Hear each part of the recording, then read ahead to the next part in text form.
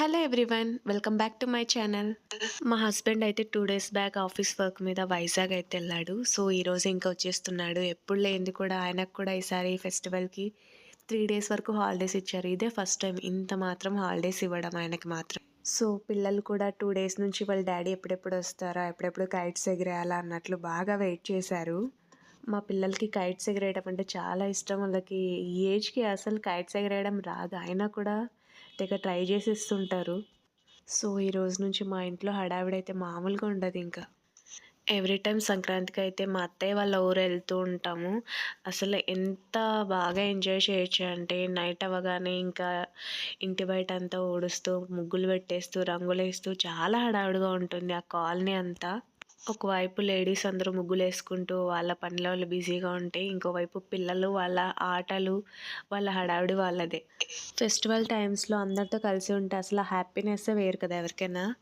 ఇంకా మా హస్బెండ్ రాగానే ఎప్పుడెప్పుడు ఊరెళ్ళిపోవాలా అన్నట్లు వెయిట్ చేస్తున్నారు పిల్లలు.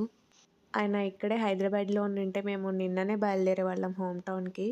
కానీ 2 డేస్ బ్యాక్ ఆయన వైజాగ్ ఎళ్లారు కాబట్టి, ఇంకా తన కోసం వెయిట్ చేస్తూ ఉండిపోయాం ఇలానే. సో, మాకైతే హోమ్ టౌన్స్ ఎళ్ళినప్పుడే చాలా హ్యాపీ మూమెంట్స్ అయితే ఉంటాయి.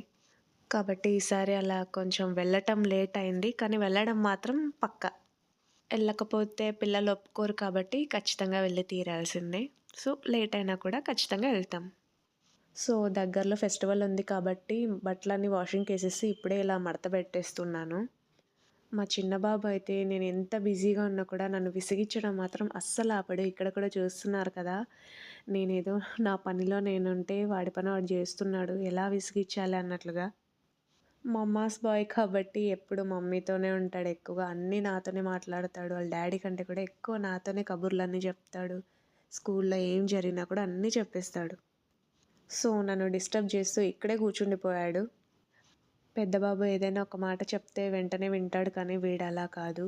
అలిగి, ఏడ్చి ఇలా చేస్తాడు. ఏదైనా కూడా వీడితో చాలా కష్టం. సో, ఇంకా మా హస్బెండ్ కోసమని ఈరోజు రోటీస్ అండ్ ఎగ్ బుర్జీ చేస్తున్నాను. ఈ కాంబినేషన్ అంటే పిల్లలకి కానీ, ఆయనకు కానీ చాలా ఇష్టం. అయినా మా హస్బెండ్ నేను ఏది చేసినా కూడా చాలా ఇష్టంగా తింటారు. ఆయనకు చాలా ఇష్టం నా చేతి వంట అంటే.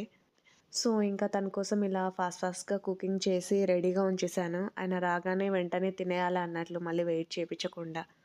ఇంకా మీకు నా వీడియోస్ నచ్చితే ప్లీజ్ లైక్ అండ్ సబ్స్క్రైబ్. మర్చిపోకుండా అందరూ ఖచ్చితంగా సబ్స్క్రైబ్ చేయండి. సో, మీరు నా ఛానల్ సబ్స్క్రైబ్ చేస్తేనే నేను ఏదైనా వీడియో పోస్ట్ చేసినప్పుడు మీకు వెంటనే నోటిఫికేషన్ వస్తుంది. Okay family. సీ